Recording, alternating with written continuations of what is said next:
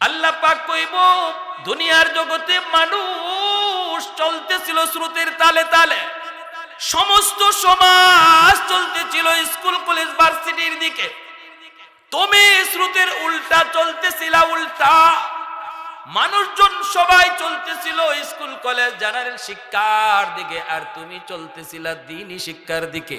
কেন? কত মানুষ তোমাকে বাধা দিয়েছে, তোমার ভাই তোমাকে বাধা দিয়েছে, আপনজন বাধা দিয়েছে, পোলাটারে মাদ্রাসায় ভর্তি করো না, খাইবো কেমনে, চলবো কেমনে, পরিবার পালবো কেমনে, কিন্তু তুমি কোনো কথার পরোয়া করো নাই। তুমি তো মানুষের সমস্ত কথার উল্টা চইলা আমি আল্লাহকে খুশি করার জন্য ছেলেটারে হাফিজ বানাইছো, আলেম বানানোর জন্য মাদ্রাসায় ভর্তি করেছ। ওই দিনও আমি আল্লাহ তোমার দিকেই তাকানো। দুনিয়ার জগতে তোমার সন্তানের মাথায় পাগড়ি পরাইছি তার উস্তাদ, আর হাসরের মাঠে আমি আল্লাহ তোমাদের বাপ মার মাথায় পাগড়ি পরাবো। আমার আব্বা যখন আমাকে মাদ্রাসায় দেন, আমি একটি জেনারেল পরিবারের সন্তান, আমার পরিবারের ভিতরে কেউ মাদ্রাসায় নাই। আমার আব্বাও সরকারি হেলথ ইন্সপেক্টর, বর্তমানে রিটায়ার্ড। চাচারা বড় বড় জেনারেল শিক্ষিত। আমার ইমিডিয়েট আপন ছোট ভাই বর্তমানে আইন মন্ত্রণালয়ের রানিং সচিব। এরপরে ছোট ভাই সেটাও ঢাকা ইউনিভার্সিটি থেকে আমেরিকা চলে গেছে সপরিবারে। সমস্ত চাচারা আমাকে বাধা দিল, আব্বারে বাধা দিল, পোলাটারে মাদ্রাসায় দিও না। ক্লাস 5-এ আমি বৃত্তি পেয়েছি, স্কুলে ক্লাস 5-এ আমি বৃত্তি পেয়েছি। এরপরও আমার চাচারা যখন আমাকে মাদ্রাসায় দিতে আব্বাকে বাধা দেয়, আব্বা একটা কথাই শুধু বলছে, তোমরা যত যা কিছু বলো না, আমি উলামায়ে কেরামের জবানে শুনেছি মানুষ সৃষ্টির আগে আল্লাহ মানুষের রিজিকের ব্যবস্থা করেছে। মিনাল হুসনি ওয়াসিদারাতি ওয়াল উলায়াতি ওয়াল হিকায়াতি ওয়াল হিদায়া হুয়া উদওয়াতুন নুযমাতুন কুদওয়াতুন রুতবাতুন উসওয়াতুন হাসানা সাইদা ইলা সিদরাতিল মুনতাহা ফি লাইলাতিল মিরাজ في ليلة المعراج كشف الدجى ثم دنا ثم دنا ثم دنا فتدلى فكان قاب قوسين أو أدنى صلى الله عليه وعلى آله وأصحابه وبارك وسلم تسليما كثيرا كثيرا أما بعد فأعوذ بالله من الشيطان الرجيم بسم الله الرحمن الرحيم إن الله يأمركم أن تؤدوا الأمانات إلى أهلها وقال رسول الله صلى الله عليه وسلم لا إيمان لمن لا أمانة له لا إيمان لمن لا أمانة له لا إيمان لمن لا أمانة له أو كما قال النبي عليه الصلاة والسلام সবাই নামাজের দুরূদ পড়ি, শ্রেষ্ঠ দুরূদ, উত্তম দুরূদ। আল্লাহুম্মা সাল্লি আলা মুহাম্মাদিন ওয়া আলা আলি মুহাম্মাদ كما صليت على إبراهيم وعلى آل إبراهيم إنك حميد مجيد اللهم بارك على محمد وعلى آل محمد كما باركت على إبراهيم وعلى آل إبراهيم ইন্নাকা হামিদুম মাজিদ। বেমুরব্বি কায়তো আনাদ তিফলে দানিশ ওয়ার সুদান। বেমুরব্বি কায়তো আনাদ তিফলে দানিশ ওয়ার সুদান।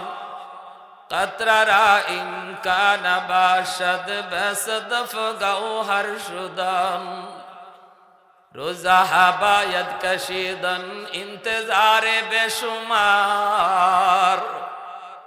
تاکه در جوف صدف بارا شود در عدن.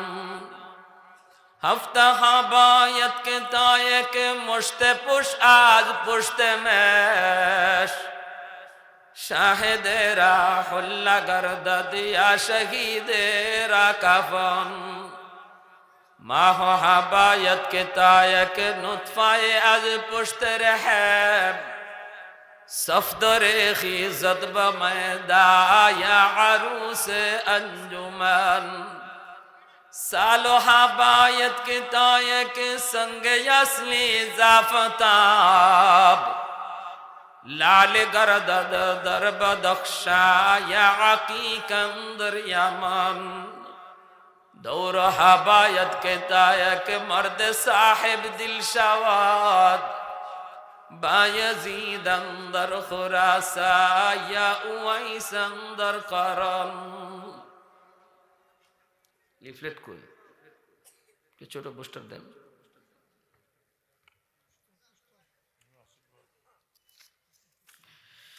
দারুল হাদিস জামে আমবাড়ি গোপালপুর হেফাজত ইসলাম মাদ্রাসা আমবাড়ি বাজার উপলক্ষে আয়োজিত আজকের মহতি জলসার সম্মানিত সদর ইজলাস সভাপতি মাওলানা ফজলুল করিম সাহেব, মাওলানা আবুল ফজল সাহেব, মাওলানা আনোয়ার হোসেন আব্দুল্লাহ, মাওলানা আব্দুর রশিদ সাহেব, উপস্থিত জাতির বিবেক, জাতির কর্ণধার মুআজ্জাজ মুকাররম উলামায়ে কেরাম, বিশেষ করে আমার আগে বয়ান পেশ করেছেন জননন্দিত মুফাসসির কোরআন আমার পরম করম বন্ধুবর হযরত মাওলানা আব্দুল হাই সাহেব। আল্লাহ পাক হযরতের ইলমে আমলে বরকত দান করুন। যা কিছু বলে গেলেন সবাইকে আমল করার তৌফিক দান করুন। মুআজ্জাজ হাজিরিন, আমার তেলাওয়াতকৃত আয়াতের অংশ বিশেষ আল্লাহ পাক বলেন, নিশ্চয়ই আল্লাহ তোমাদেরকে আদেশ করেন তোমরা তোমাদের আমানত সমূহ তার মালিককে যথাযথভাবে বুঝাও। আমানত সমূহ শব্দ আল্লাহ ব্যবহার করেছেন। আমানাতুন এক বচন, আমানাত বহু বচন। এতে আল্লাহ বুঝাইলেন, বান্দা বান্দি যদি খেয়াল করো তোমাদের কাছে বহু প্রকারের আমানত রয়েছে। আমানত কাকে বলে যদি আমরা সহজ সরল ভাষায় বুঝি তাহলে নিজেই বের করতে পারবো যে আমার আপনার কাছে কি পরিমাণ আমানত আছে। আমানত বলা হয়, সহজে বুঝবেন, এটা একদম সহজ কথা, সরল কথা। আমানত বলা হয় এমন জিনিসকে যে জিনিস দখলে আমার কিন্তু মালিক আমি না। কি বললাম? দখলে আমার, মালিক আমি না। মালিক অন্য কেউ হতে পারেন, তিনি আল্লাহ দখলে দিয়ে রাখছেন আমাদের, মালিক আল্লাহ। হতে পারে বস্তুটা দখলে আমার কিন্তু মালিক অন্য কোনো মানুষ। এমন যত প্রকারের বস্তু আমার আপনার কাছে আছে সবগুলি বস্তু আমানত। আমানতের বস্তু ব্যবহার করার তরিকা কি, নিয়ম কি, পদ্ধতি কি? আমানতের বস্তু ব্যবহার করতে হয় যিনি মালিক তার মর্জি মতো, যার দখলে আছে তার মর্জি মতো নয়। আমানতের বস্তু দখলদারের মর্জি মতো ব্যয় করা যায় না, করলেই খেয়ানত হয়। আমানতের বস্তু যিনি মালিক তার মর্জি মতো ব্যবহার করতে হয়, তাহলে আমানতদারি রক্ষা হয়। আমানতদারি রক্ষা করার ব্যাপারে আল্লাহর নবীর অনেক অনেক হাদিস রয়েছে। নবী বলেন, লা ঈমান লিমান লা আমানাতা লা, যার মধ্যে আমানতদারি নাই তার ঈমান নাই। তিনবার বলেছেন। আরেক হাদিসে আল্লাহর নবী বলেন, ইযা যুয়্যাতিল আমানাতু ফান্তাজিরিস সাআ, যখনই তোমরা দেখবা মানুষ অহরহ আমানতে খেয়ানত করে, তখনই তোমরা কিয়ামতের অপেক্ষা করো। এটা কিয়ামতের আলামত, আমানতের বস্তু খেয়ানত করো। তাহলে আমরা বুঝলাম আমানত কাকে বলে। দখলে আমার মালিক আমি না, এমন বস্তুকে আমানত বলে। ব্যবহার করার তরিকাও জানলাম, নিজের মর্জি মতো এই বস্তু ব্যয় করা যায় না, ব্যবহার করা যায় না, চালানি যায় না। যিনি মালিক তার মর্জি মতো চালাইতে হয়। বুঝে আসছে?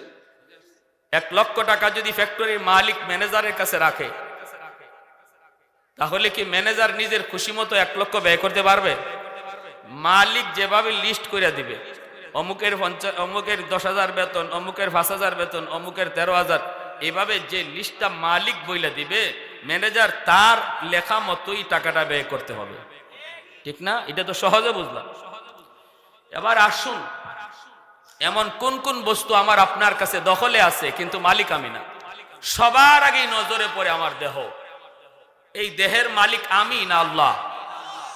দখলে আমার কিন্তু মালিক আমি না। এই জানটা দখলে আমার, মালিক আমি না, মালিক কে? আল্লাহ। তাহলে এমন বহু জিনিস রয়েছে যেগুলা আল্লাহর পক্ষ থেকে আমার কাছে দেওয়া আমানত, আর মানুষের পক্ষ থেকে দেওয়া আমানতের বস্তু বহু আছে। দায়িত্বশীল মানুষ যারা সমাজের প্রতিনিধি, সে মেম্বার হোক, চেয়ারম্যান হোক, এমপি হোক, মিনিস্টার হোক, তার কাছে জনগণের কিছু আমানত আসেনি না নাই? জোরে বলেন। জনগণের আমানত তার কাছে আছে। অতএব মেম্বারশিপ চাইলেই জনগণের বস্তুর উপরে নিজের কোনো হস্তক্ষেপ চালাইতে পারবে না, করলেই খেয়ানত হবে। জনগণের বস্তু, জনগণের জিনিস জনগণের ঘরে পৌঁছাইলে আমানতদারি রক্ষা হবে। চেয়ারম্যানের কাছে যা আসে সরকারের পক্ষ থেকে জনগণের খেদমতের জন্য, রাস্তার কাজ করলেই আমানতদারি রক্ষা হবে।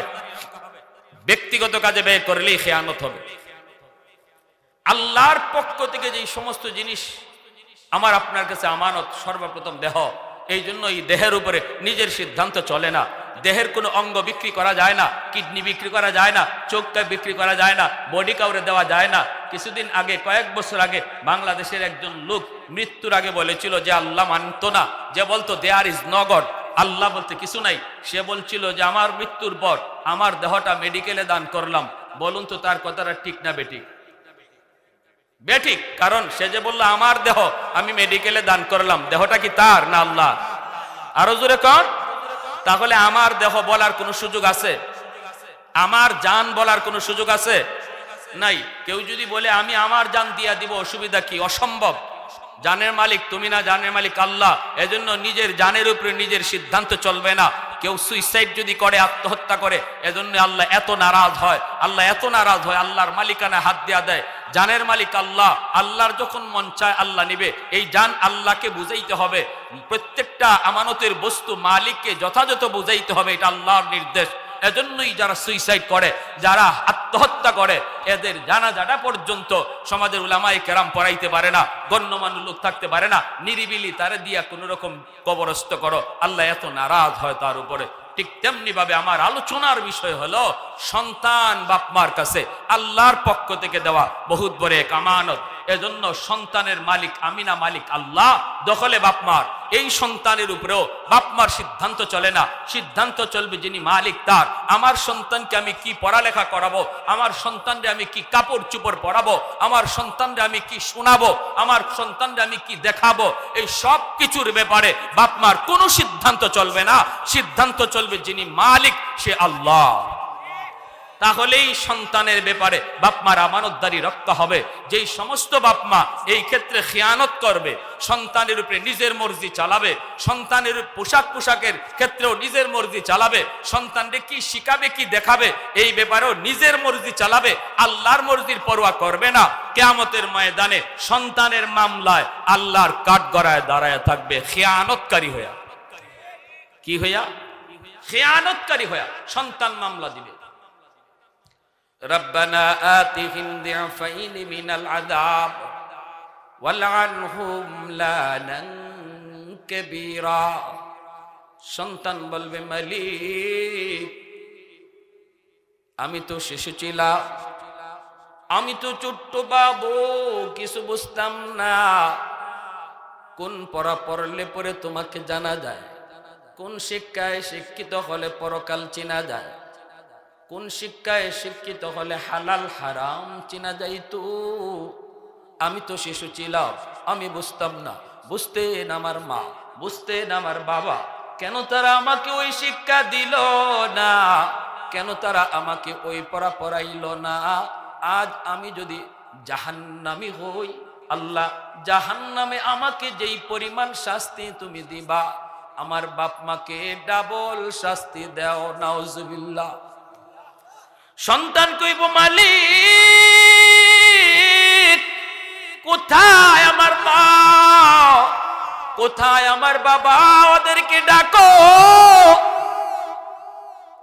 কোথায় আমার মা? আল্লাহ নবী রহমতের নবী হাদিস শরীফে বলেন, কুল্লু মাউলুদিন ইউলাদু আলাল ফিতরা ফাআবাওয়াহু ইউহাব্বিদানিহি আও ইউনাসসিরানিহি আও ইউমাজ্জিসানিহি। নবীজি বলেন, সমস্ত সন্তান দুনিয়াতে আগমন করে আল্লাহর পরিচয় লইয়া রে যুবক। ইহুদের সন্তানটাও দুনিয়াতে আগমন করে আল্লাহর পরিচয় নিয়া, নাসারার সন্তানটাও আগমন করে আল্লাহর পরিচয় নিয়া, মুসলমানের সন্তান দুনিয়াতে আগমন করে আল্লাহর পরিচয় নিয়া। শুধু আল্লাহর পরিচয় নয়, নবীর হাদিসের ভাষায় আল্লাহর ওলি হয়ে জন্ম নেয়, আল্লাহর ওলি হয়ে জন্ম নেয়। মঈনুদ্দিন চিশতির মতো, আব্দুল কাদের জিলানীর মতো সমস্ত সন্তান দুনিয়াতে আগমন করে আল্লাহর ওলি হইয়া। এরপরে মায়ার নবী বলেন, তার বাপ মা তার ইহুদি বানায়, তার বাপ মা তারে নাসারা বানায়, বাপ মা তারে মুশরিক বানায়, বাপ মা তারে বেনামাজি বানায়, বাপ মা তারে সুদকুর বানায়, বাপ মা তারে ঘুষখোর বানায়, বাপ মা তারে নেশাখোর বানায়। আল্লাহর নবী রহমতের নবী বলেন, বাপ মার সিদ্ধান্তের কারণে সন্তানের বিলায়ত নষ্ট হয়। বাপ মার সিদ্ধান্ত যদি সঠিক হয়তো, বাপ মার সিদ্ধান্ত যদি সঠিক হইতো, দুনিয়ায় আগমন করছে আল্লাহর ওলি হইয়া, এই সন্তান কবরেও যাইতো আল্লাহর ওলি হইয়া। বাপ মার সিদ্ধান্ত যদি রং হয় রে যুবক, উলায়াত নষ্ট হয়ে যায়, সন্তানের উলায়াত নষ্ট হয়ে যায়। এই সন্তানের উলায়াত নষ্ট করার জন্য আল্লাহর নবী সবার আগে দায়ী করেছেন বাপ মাকে। আমি মৌলবীর উপরে গুসা করবেন না, আমার উপরে আল্লাহর দোহাই কোনো রাগ করবেন না, এটা আমার নবীর হাদিস বলতেছি। মায়ার নবী বলেন, সন্তানের ভবিষ্যৎ অন্ধকার করার পিছনে বাপ মা দায়ী। কারণ বাপ মা হলো সন্তানের সর্বপ্রথম শিক্ষক, ঘর হলো তার সর্বপ্রথম বিদ্যালয়। শিশুকালে বাপ মাকে সন্তান যা করতে দেখে সন্তান তাই শিখে। শিশুকালে বাপ মাকে সন্তান যা দেখে তাই কিন্তু ফলো করে। মা যদি নামাজি হয়, সন্তান মায়ের সাথে নামাজে দাঁড়ায়, ঠিক কিনা? মা যদি কোরআন তিলাওয়াত করে, শিশু সন্তানটাও মাথায় কাপড় দিয়া কায়দা নিয়ে বসে যায়। এজন্যই বলা হয়, আল্লাহর নবী বলেন, বাবা মা দুজনের মধ্যে মায়ের জবাবদিহিতা বাবার চেয়েও বেশি। আল মারআতু রাইয়াতুন আলা বাইতি যাওজিহা ওয়া ওয়ালাদিহি আও কামা ক্বালা নবী আলাইহিস সালাম। আল্লাহ নবী বলেন, একজন মাকে তার স্বামীর ঘরের সম্পদের ব্যাপারে আল্লাহ যেমন জিগাইব, ঠিক তেমনি ভাবে সন্তানের ব্যাপারে আল্লাহ জিজ্ঞেস করব। কারণ মাকে সন্তান বেশি টাইম পায়, বাবার চেয়েও মাকে সন্তান বেশি টাইম পায়। গর্ভে ছিল তাও মায়ের সাথে, দুধ পান করেছে তাও মায়ের সাথে, শিশুকালে তাও মায়ের পাশে। বাবা ছিল অধিকাংশ সময় ঘরের বাহিরে। এজন্য সন্তান মাকে অল টাইম পায়, কাছে পায় বেশি। এজন্য মার আমলের আসর সন্তানের উপরে বেশি পড়ে। মা যদি সন্তান পেটে নিয়ে বেশি বেশি টক খায়, সন্তান বড় হওয়ার পরে টক প্রিয় হয়। মা সন্তান পেটে নিয়ে যদি বেশি বেশি মিষ্টি খায়, সন্তান বড় হওয়ার পরে মিষ্টি প্রিয় হয়। মা সন্তান পেটে নিয়ে যদি বেশি বেশি কোরআন তেলাওয়াত করে, সন্তান বড় হওয়ার পরে কোরআনের হাফেজ হয়। মা সন্তান পেটে নিয়ে যদি বেশি বেশি গান শুনে, সন্তান বড় হওয়ার পরে গানের মাস্টার হয়। মা সন্তান পেটে নিয়ে যদি পর্দার ভিতরে চলে, সন্তান মেধাবী হয়, জেহেনি হয়। মা সন্তান পেটে নিয়ে যদি বেপরদায় চলে, সন্তান বড় হওয়ার পরে ঢিলা হয়, বোকা হয়, প্রতিবন্ধী হয়। সন্তান পেটে নিয়ে মা যদি বেপরদায় চলে, সন্তান প্রতিবন্ধী হয়, হাজারো লক্ষ কোটি টাকা সন্তানের পিছনে খরচ করেও মেধা খুলবে না যদি মা পেটে সন্তান নিয়ে বেপরদায় চলে। কষ্ট। 16ই ডিসেম্বর খুলনায় আমার প্রোগ্রাম, ঢাকা থেকে বের হয়েছি, পোস্তগোলা ব্রিজের উপরে গেলাম, নারী পুরুষের অবাধ ঢোল, গাড়ি পাস হয় না মহিলাদের কারণে। এইভাবে বেহায়ার সাথে বেলাজ বেপরদায় মহিলারা বের হয়েছে। হঠাৎ করে নজর পড়ে গেল আমার একটা মহিলার উপর। নজর পড়তে পারেনি না পারে না? হুজুর আপনার নজর আবার যায় কেমনে? নজর যাওয়াটা দোষ না, জমায়া রাখাটা দোষ। বুঝে আসছে?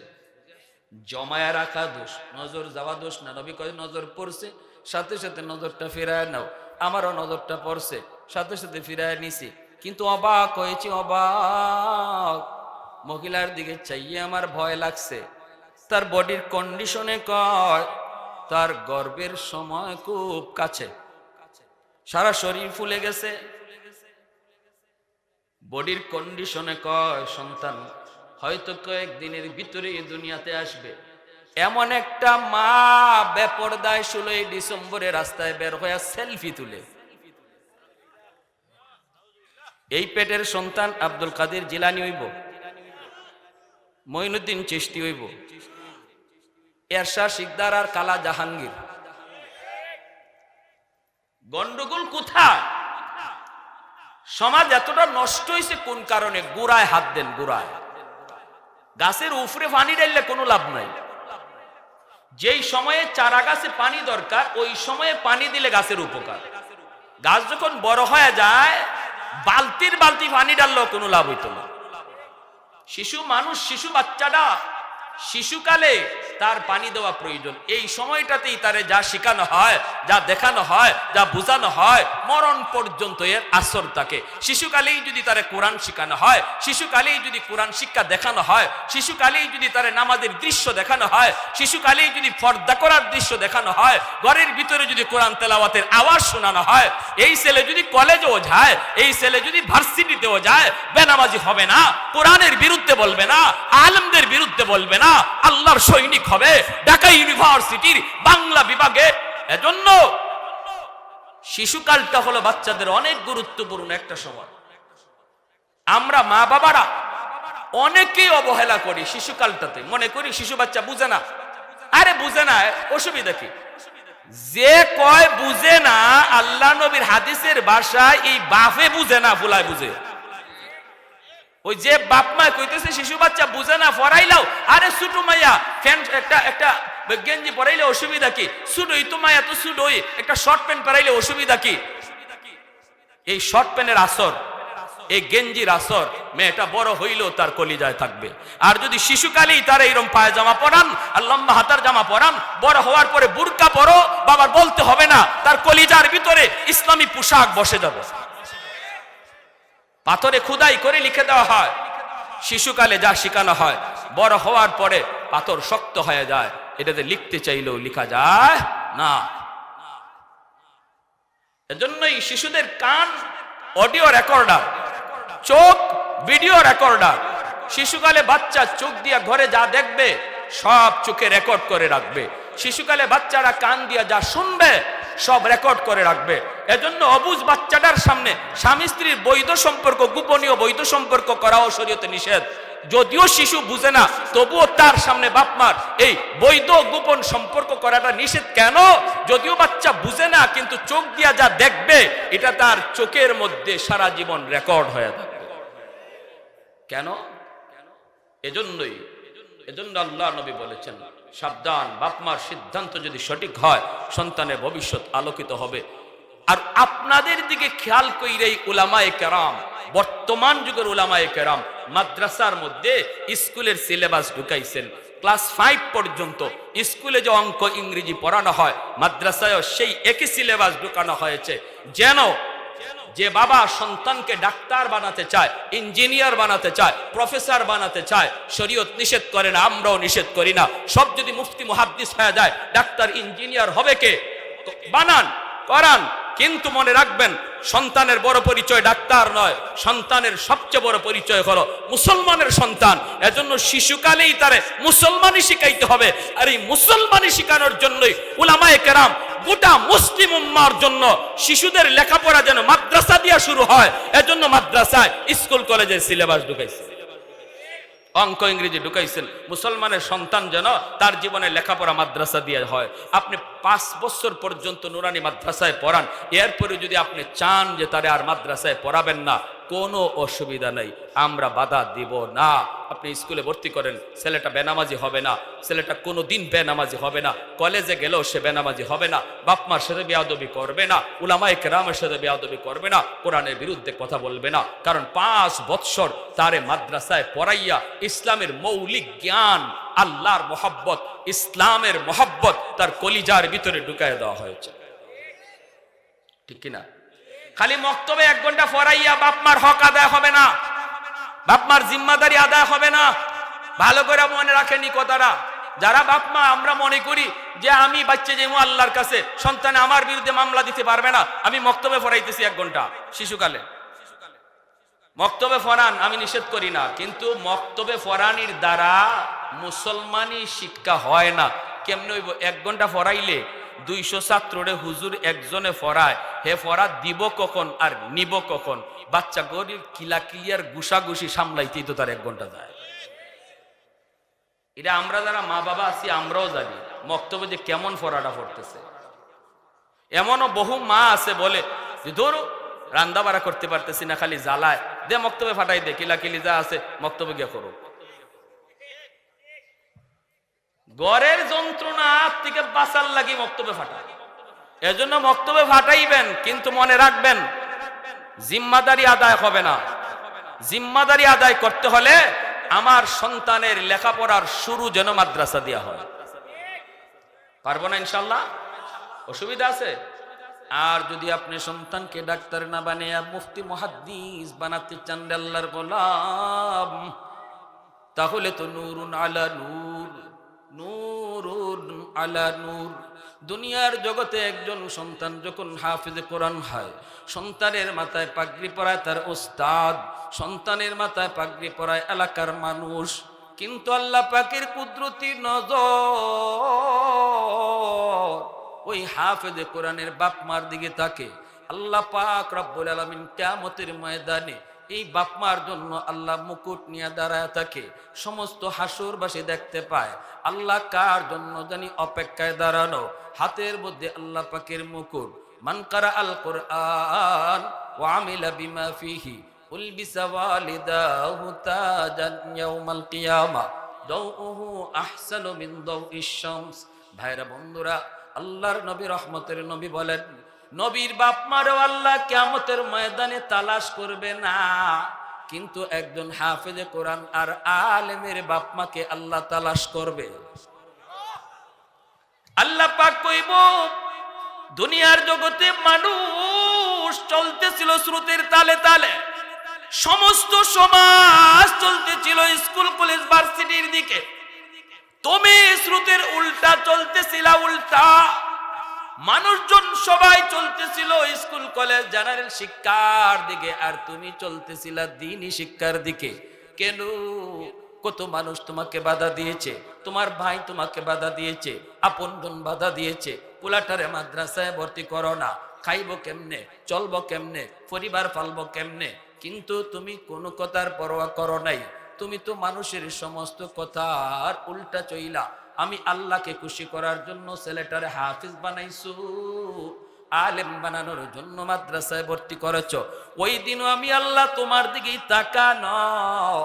দুনিয়ার জগতে তোমার সন্তানের মাথায় পাগড়ি পরাইছি তার উস্তাদ, আর হাসরের মাঠে আমি আল্লাহ তোমাদের বাপ মার মাথায় পাগড়ি পরাবো। আমার আব্বা যখন আমাকে মাদ্রাসায় দেন, আমি একটি জেনারেল পরিবারের সন্তান, আমার পরিবারের ভিতরে কেউ মাদ্রাসায় নাই। আমার আব্বাও সরকারি হেলথ ইন্সপেক্টর, বর্তমানে রিটায়ার্ড। চাচারা বড় বড় জেনারেল শিক্ষিত। আমার ইমিডিয়েট আপন ছোট ভাই বর্তমানে আইন মন্ত্রণালয়ের রানিং সচিব। এরপরে ছোট ভাই সেটাও ঢাকা ইউনিভার্সিটি থেকে আমেরিকা চলে গেছে সপরিবারে। সমস্ত চাচারা আমাকে বাধা দিল, আব্বারে বাধা দিল, পোলাটারে মাদ্রাসায় দিও না। ক্লাস 5-এ আমি বৃত্তি পেয়েছি, স্কুলে ক্লাস 5-এ আমি বৃত্তি পেয়েছি। এরপরও আমার চাচারা যখন আমাকে মাদ্রাসায় দিতে আব্বাকে বাধা দেয়, আব্বা একটা কথাই শুধু বলছে, তোমরা যত যা কিছু বলো না, আমি উলামায়ে কেরামের জবানে শুনেছি মানুষ সৃষ্টির আগে আল্লাহ মানুষের রিজিকের ব্যবস্থা করেছে। আমার ছেলে মাদ্রাসায় পড়লে কেমনে খাবে, কি খাবে, এই ব্যবস্থা আল্লাহ তারে দুনিয়া পাঠানোর আগেই আল্লাহ করে রাখছে। আব্বা আমারে মাদ্রাসায় দিয়া দিলেন। চাচারা আমাকে জিজ্ঞেস করলেন, বাবা তুমি স্কুলে পড়বা না মাদ্রাসায় পড়বা? আমি তো মাদ্রাসা বইলা দিছি, কারণ আব্বা আমাকে স্কুলে নিয়ে যাইতেন। কেন এটা কইবেন আপনারা, এখন প্রশ্ন বুঝে আপনি কেন স্কুলে পড়লেন? আমি স্কুলে পড়ছি তখনকার সময়ে, বর্তমানে মাদ্রাসায় যে সিলেবাস ঢুকানো হয়েছে অঙ্ক ইংরেজি স্কুলে সমমানের তখন ছিল না, তখন ছিল না। এজন্য আব্বা আমাকে প্রথমে মাদ্রাসা স্কুলে ভর্তি করলেন। স্কুলে সকালে নিয়ে যাইতেন, বিকালে মাদ্রাসায় নিয়ে যাইতেন, আর বলতেন, বাবা তুমি স্কুলে পড়তেছো কিন্তু স্কুল তোমার শেষ পড়াশোনা নয়, মাদ্রাসা হবে তোমার পড়ালেখার জায়গা। বিকালে মাদ্রাসায় নিয়ে যাইতেন। এজন্য মাদ্রাসা শুনতে শুনতে আমার কলিজায় মহব্বত বসে গেছে। চাচারা যখন জিজ্ঞেস করেছেন, বাবা স্কুলে পড়বা না মাদ্রাসায়, আমি ফার্স্ট চান্সে বলে দিলাম মাদ্রাসায়। ফাইনাল। বলুন তো আমার আব্বা ঠকলেন না জিতলেন? সবাই কথা কর না। আমার ভাই যদিও সচিব, তবুও তো এত মানুষ চিনে না, এত মানুষ দোয়া করে না যত মানুষ আমাকে চিনে আমার জন্য দোয়া করে। আমার ভাই আলহামদুলিল্লাহ অনেক ভালো। আপনাদের সিলেট বিভাগে, সিলেট শহরে দীর্ঘদিন জজ ছিল, জুডিশিয়াল জজ শামসুদ্দিন মাসুম, কোতোয়ালি থানার সমস্ত প্রশাসনের সবাই চিনত। তারপরে মৌলভীবাজার জজ, তারপরে ঢাকা, বর্তমানে রানিং সচিব। আলহামদুলিল্লাহ কোনো রেকর্ড নেই। এখনো যে কোনো একটা জিনিস সন্দেহ হলে আমার ফোন দে, ভাইয়া আমি কি এই জিনিসটা গ্রহণ করব, এটা হালাল না হারাম, এটা সুদিত, এটা ঘুষইব নাকি, যেটাই সন্দেহ হইলে আমার ফোন দে। এমনকি তার বিবি সাহেব, সেও জজ ঢাকার আইন মন্ত্রণালয়, সে ঢাকা জুডিশিয়াল ম্যাজিস্ট্রেট, তার আপন তার ওয়াইফ, সেও ফোন দে এই কথা যে কোনো বিষয়। কিন্তু এরপরও বলুন, আমার ভাই যত উপরে উঠুক, আমার চাচারা যতই উপরে উঠুক জেনারেল লাইনে, আলহামদুলিল্লাহ তারা কি, তাদের চেয়ে কি আমার মান সম্মান কম না বেশি? জোরে বলেন। তাহলে আপনি কোন চিন্তা করতেছেন? আপনি কি চিন্তা করতেছেন? ছেলেটারে নিয়ে? মেধাবী ছেলেটারই মাদ্রাসায় পড়াইতে হয়, যেটার ব্রেইন আছে, যেটার ভিতরে মাল আছে, এটারে পড়ান। কারণ এটা লোড নেওয়ার বিষয়। ক্লাস 5-এ বৃত্তি পরীক্ষা যখন দেই, আমার হাতের লেখা দীক্ষা টিওনো আসছিল, এই পেপার সে পুরা হলরে দেখাইছে, দেখো হাতের লেখা দেখো, ক্লাস 5-এর একটা ছেলে। সেখান থেকে মাদ্রাসায় আসছে, আইয়া দেখি এটা এক সাগর। ইংরেজি আমাদের কাছে এটা সাতুর মতো মনে হয়, সাতু এটা কোনো সাবজেক্টই না, এটা কোনো ফরাওই না, এটা কোনো ভাষাই না, আরবি ভাষার সামনে। ঠিক কিনা জোরে এখন? আরবি ভাষা। আমার এক উস্তাদ মালিবাগ মাদ্রাসার, কইতে কি কইমো আপনাদেরকে, আমার কথা শুরু হইলে তো মনে হয় সারা রাইতে কইতাম। মালিবাগ মাদ্রাসার এক মুহাদ্দিস আমার উস্তাদ, আমাদেরকে হাদিস পড়ান। হুজুরে হাদিস পড়ানো অবস্থায় মাদ্রাসার থেকে ইংরেজি শিখছেন, ইংরেজি পড়তেছেন। হুজুরের খবরটা আমি শখে ইংরেজি পড়তেছি, দেখি ইংরেজি ভাষাটা কেমন, বুঝছেন? এই ইংরেজি ফইরা হুজুরে ইংরেজি বুঝা আমেরিকান এমবেসির থেকে একটা অ্যাপ্লিকেশন দিছে। আমেরিকান এমবেসির একটা অনেক বড় পোস্টে এরা একটা লোক নিবে চাকুরির। হুজুরে কয়, আমি কদ্দুর ইংরেজি শিখছি, একটু ট্রাই করে দেখি। হুজুরও ইডার লাগি চাকরির অ্যাপ্লিকেশন করছে। হুজুরের দরখাস্ত দেখিয়া ডাকছে, ডাকার পরে হুজুরের ভাষা অনর্গল ইংরেজি শূন্য, কোনো কথা নাই, সব দরখাস্ত একদিকে রেখে হুজুরে চাকরি দিয়ে দিছে। হুজুরকে আমি চাকরির লাগে আইছি না, টেস্ট করছি তোমাকে ইংরেজি কদ্দুর, এটা টেস্ট করবার লাগাইছি, লবণ দিয়ে যে টেস্ট করি, টেস্ট করলাম, তোমার চাকরি নেওয়ার লাগাইছি না। আর তুমি আর আমি আসো খালি মৌলবীরা কিতাব পড়ে, মৌলবীরা কিতাব পড়ে, একটা মেধাবী ছেলের মাদ্রাসায় দিয়া তার কাছ থেকে টুকা দিয়া দেখেন, ঠিক কিনা জোরে খান। বাইরে ভাই আজকে তো বৃহস্পতিবার, নাইলে আজকে কাটাইতাম আজকে 2 ঘন্টা, আমার তো জুম্মা পড়াইন লাগবো ঢাকা দিয়া। এখন আমার ভাইরা যে কথা বলতেছিলাম, এই সমস্ত উলামায়ে কেরাম যেই ছেলেটার আপনি মাদ্রাসায় দিবেন, হাতে করে নিয়ে মাদ্রাসায় নিয়ে আসছেন, এই ছেলেটার জন্য আল্লাহর নবী বলে ওই ছোট্ট বাচ্চাটারে উসিলা কইরা আল্লাহ পাক এই জমিনটারে টিকায় রাখছে। ইন্নাল আলিমা ইস্তাগফিরু লাহু মান ফিল আরদ ওয়া মান ফিস সামা হাত্তাল হিতানু ফি জাওফিল মা। আল্লাহর নবী রহমতের নবী বলেন, উম্মতের দল তোমরা কিন্তু নাও যদি বুঝো, গাছের পাতা কিন্তু এই বাচ্চাটার দাম ঠিকই বুঝে, জঙ্গলের বাঘেও এই বাচ্চাটার দাম বুঝে, গর্তের পিপিলিকা ওই বাচ্চাটার দাম বুঝে। কারণ এই বাচ্চা যতদিন দুনিয়াতে থাকবে, যতদিন কোরআনের তালিম চলবে, যতদিন কোরআনের আওয়াজ চলবে, ততদিন পর্যন্ত আল্লাহ পাক জমিনে রহমত নাজিল করবে, রহমতের বাড়ি দ্বারা বর্ষণ হবে। এখনো জমিনে মানুষ সন্তানকে হাফেজে কোরআন বানায়, আলেম বানায়, মাদ্রাসাকে কদর করে। এখনো সমাজের মানুষ মাদ্রাসাকে ভালোবাসে, কোরআনের তালিম এখনো জমিনে আছে বিদায় আল্লাহ পাক রব্বুল আলামিন গাছ থেকে ফুল ফল দেয়, জমিন থেকে ফসল দেয়, আকাশ থেকে বৃষ্টি নাজিল হয়, নদী থেকে মাছ পাওয়া যায়, সুস্থতার নিয়ামত, যতগুলি নিয়ামত আমরা ভোগ করি আল্লাহর গোলাম, সমস্ত নিয়ামত আল্লাহর নবী বলেন কোরআনের তালিমের উসিলায়। এজন্যই উলামায়ে কেরামকে সবাই মহব্বত করে, সবাই ভালোবাসে। ভাইয়েরা বন্ধুরা, শামসুল হক ফরিদপুরি রহমতুল্লাহি আলাইহি বহুত বড় আল্লাহর একজন ওলি। আল্লাহর ওলি তিনি তার বাড়িতে যাওয়ার জন্য রওনা দিয়েছেন, গহরডাঙ্গা তার বাড়ি, নদীতে নৌকায় করে যাইতে হয়। রাত বেজে গেল 2টা, সবগুলি মানুষ নৌকা থেকে ঘাটে ঘাটে নামলো, আল্লাহর ওলি তিনিও নামবেন, কিন্তু না না, হুজুর বলতেছেন মাঝিরে আমার ঘাট পর্যন্ত নেওয়া লাগবে না, এই জায়গায় আমাকে তুমি নামায়া দাও, এখান থেকে আমি পায়ে হেঁটে যাব। মাঝি কয় হুজুর মস্ত বড় হাওর, এই হাওরটা আপনি একা একা কেমন করে যাবেন গো, কুয়াশার রাত, কিছুই দেখা যায় না। আল্লাহর ওলি কয় বাবা এত কথা বুঝবি না, এখানে তুই নামায়া দে। মাঝি নামাইতে বাধ্য হলো। মাঝি কয় আমারও মনে মনে কৌতূহল জাগলো, হুজুর কেন নামলেন একটু দেখব। নৌকা যাবে হুজুরের ঘাটে, নামেন এখানে কেন, কি জন্য, কারণ কি? পিছনে পিছনে মাঝি যায়, কিছু দূর যাবার পর মাঝি তাকায় দেখে আল্লাহর ওলি একা একা হাঁটেন, কিন্তু ডাইনে বামে শত শত মানুষ তার সাথে হাঁটে। এই মানুষগুলি দেখে সে ভয় পেয়ে গেল, বাড়ি পর্যন্ত পৌঁছলো। হুজুর দেখেন ঘরটা দরজা লাগায় ঢুকবেন, মানুষগুলি আর দেখা যায় না। মাঝি সালাম দেখো, আসসালামু আলাইকুম ওয়া রাহমাতুল্লাহ, হুজুর আমি সব দেখে ফেলেছি। এমনি আল্লাহর ওলি বুকে জড়ায় কয় বাবা কারো কাছে বলবি না, আমার জীবদ্দশায় কারো কাছে তুই বলবি না। কয় বলবো না, কিন্তু বলেন এরা কারা, কি জন্য আপনি এখানে নামলেন, এরা কারা, নামলেন একা কিন্তু এত মানুষ কেন? আল্লাহর ওলি কয় কারো কাছে বলবা না, তুমি ওয়াদা দাও। ওয়াদা দিলাম কারো কাছে বলবো না। খাঁটি আল্লাহর ওলি যারা, এদের কারামত ওরা কাউকে দেখায় না। কারামত যদি কেউ দেখে তাহলে সেটা বলতে নিষেধ করে।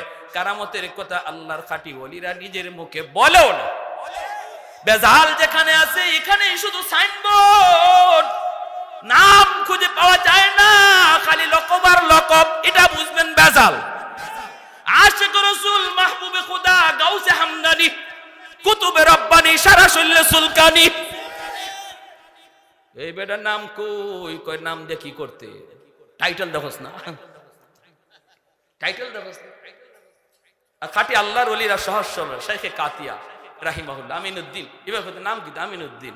গরপুর রহমতুল্লাহ আলাইহি নুরুদ্দিন, এভাবে নাম কইতেন। গাজীনগরী শেখ সাহেব নাম এভাবে কইতেন, সহজ ভাষা আল্লাহর ওলিরা নাম কয়ে যেতেন, ঠিক না?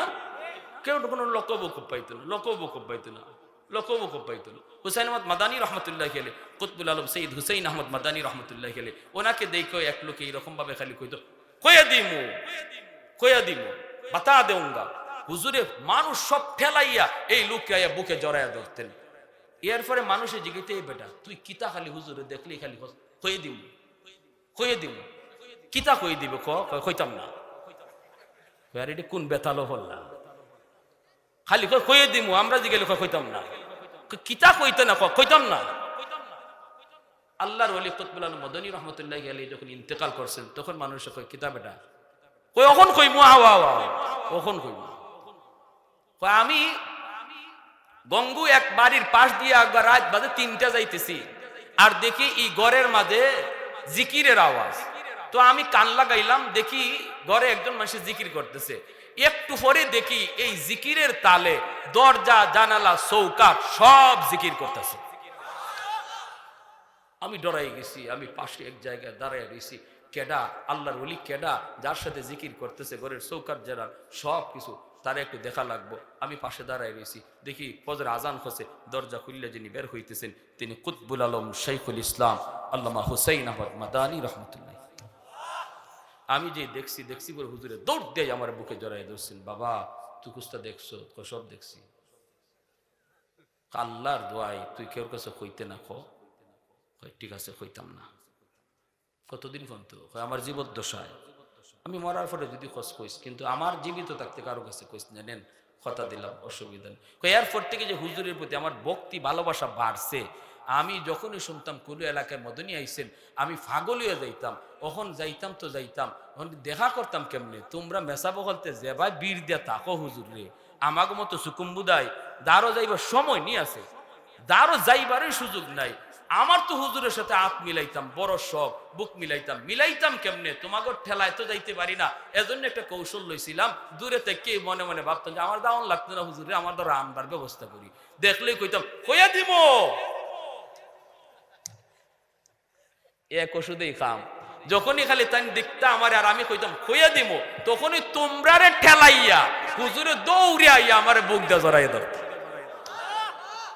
আর আমার এটাই আছিল উদ্দেশ্য।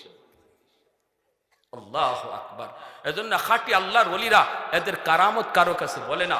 এজন্যই ওই শামসুল হক ফরিদপুরি সদস্য হুজুর রাহিমাহুল্লাহ ইনিও বলতেছে, বাবারে কারো কাছে কইস না, নৌকায় ছিলাম, ওই অবস্থায় এই এলাকার জিন্নাতের সর্দার আমার সালাম দিয়া কানে কানে কয়, হুজুর আমরা দীর্ঘদিন যাবৎ সমস্যায় ভুগতেছি, নিজেদের মধ্যে অনেক দ্বন্দ্ব, মীমাংসা করার কেউ নাই, আমরা সব এক বাক্যে এক কথায় আসছি, আপনি আজকে যা রায় দিয়ে দিবেন আমরা সবাই তা মান্য নিব। হুজুর দয়া করে যদি এখানে একটু নামতেন, হয়তো আপনার হাওরটা পাড়ি দিতে হাঁটতে একটু কষ্ট হবে, বাকি প্রচন্ড কুয়াশা, রাস্তা দেখবেন না, এই ডর আপনার নাই, আমরা আপনার মিনিস্টারের মতো পাহারা দিয়া দিয়া বাড়ি পৌঁছাইয়া দিব। এর ফাঁকে আমাদের যা জানার ছিল, যা দরকার ছিল সব আমরা আপনার কাছ থেকে জেনে নিব। জিন্নাত সর্দারি কথা কইছে, আর এতগুলা মানুষ যে দেখছো এরা সব জিন ছিল, এরা আমাকে পাহারা দিয়ে বাড়ি পৌঁছাইছে, যা যা জিজ্ঞাসা জবাব দিয়ে দিছি। ভাইরা বন্ধুরা, জন্য আল্লাহর নবী কয়, ইন্নাল আলিমা ইস্তাগফিরু লাহু মান ফিল আরদ ওয়া মান ফিস সামা হাত্তাল হিতানু ফি জাওফিল মা। নুরউদ্দিন ঘরপুরি রাহমাতুল্লাহি আলাইহি তিনি এই চুনারঘাট 7 দিন ব্যাপী মাহফিলে বয়ান করেন। আমিও প্রতি বছর যাই। হুজুর আমার একদিন কয়, হুজুর নুরউদ্দিন ঘরপুরি রহমতুল্লাহ গেলে ইনি আসার পরে আমরা রেস্টের জায়গা জোগা দিছি। হুজুরে শেষ চাইতে উঠতে কয় রাত বাজে 3টা, আমি যাই মুগা ফজরের পরে আমার বুখারীর দরস দেওয়া লাগবো। হুজুরে হুজুর ইটি কি কন, আপনি এখন বাজে রাত 3টা, আমরা আপনার ঘরপুর ফাটাইতাম কেমনে? হুজুরে কয়, তোমরা রেখে কইছি আমারে কেমনে ফাটাইতায়, আমি যাই মুগি, আমার বুখারী পরে দরস আছে।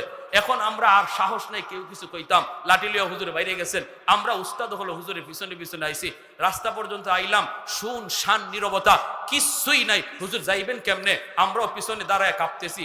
হঠাৎ করে দেখি সাদা রঙের একটা প্রাইভেট কার, একদম ড্রাইভার সাহেব পাগড়ি পুগড়ি লাগাইয়া শা দেখাইয়া হুজুরের সামনে গাড়ি থামাইয়া কয়, আসসালামু আলাইকুম হুজুর, গাড়িতে উঠেন। এখন সোনারগড়ের মোহাম্মদ আলী সাহেব তিনি এখনো আছেন, তারা আমারও কইছেন, আমরা গাড়ির সামনে গিয়ে খারাইলাম, খারে ড্রাইভারের সেরাফাই চাইলাম, জীবনও এই ড্রাইভারে আমরা সোনারঘাট এলাকাতে দেখছি না। এখন এই বেটায় কই লইয়া যাইব হুজুর রে, গড়ফুরেই নিব না কোন জায়গাত নিব এটারও ঠিক না, একটু জানা তো দরকার। কইতে, ও ভাই তোমার গাড়িটা কোন গ্যারেজে থাকে, তুমি কেডা একটু কও। হে আমরা চাই না, এখন গাড়িও আমরা যাইতে দেই না, আমরা আটকেই লিছি। ভাই তুমি কেডা কও, কোনো কথা কয় না। আর সাপ পিছনে বইয়া লাঠি দিয়ে আমরা তোরা ইগুরে কিতা জিগাবি, তোরা ইগুরে কিতা জিবি, ইগু মানুষ নি, তোরা জবাব দিত। ইন্নাল আলিমা ইয়াস্তাগফির লাহু মান ফিল আরদ ওয়া মান ফিস সামা হাত্তাল হিতানু ফি জাওফিল মা। ওই রকম সন্তান বানানোর জন্য এই মাদ্রাসা তৈরি হয়েছে, ঠিক কিনা জোরে কন? আপনার সন্তানটা ওই রকম বানানোর জন্য এই মাদ্রাসা তৈরি হয়েছে। প্যারে হাজরিন, এজন্য বলি মাদ্রাসার কদর করেন, মহব্বত করেন, সন্তানগুলিরে মাদ্রাসায় দেন, নিজের নাতি নশাকে মাদ্রাসায় দেন, হ্যাঁ, আর মাদ্রাসাকে অন্তর দিয়া ভালোবাসেন। বহু মানুষের হাসরের মাঠে নাজাতের উসিলা হয়ে যাবে কওমি মাদ্রাসার প্রতি মহব্বত আর ভালোবাসা। আল্লাহ আমাদের সবাইকে অল্প কথাগুলো আমল করার তৌফিক দান করুন। ওয়া আখির দাওয়ানা আনিল হামদুলিল্লাহি রাব্বিল আলামিন। আসসালামু আলাইকুম।